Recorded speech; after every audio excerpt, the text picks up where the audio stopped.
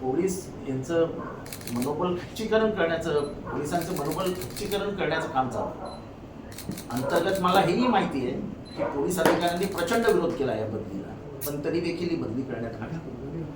यामागे बीजेपीचा तिथला एक राजकीय नेता ही दंगल घडवू इच्छित होता. ती दंगल झाली नाही आणि त्याचे परिणाम त्या DCPला भोगावे.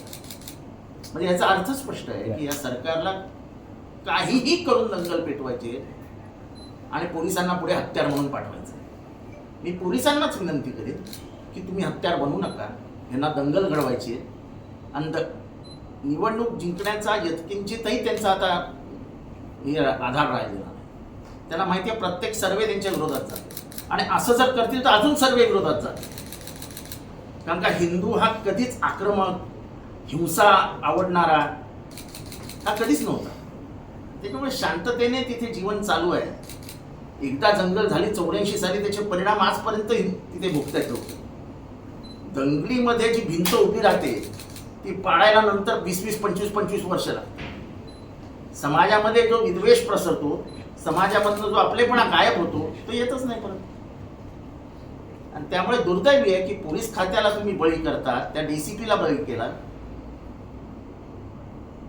आणि तोही 24 तासात. काही इन्क्वायरी केली असती, काही दाखवलं असतं, बदलीचं काही कारण दिलं असतं. तुम्ही बदली का केली? दंगल झाली नाही म्हणून? आश्चर्य.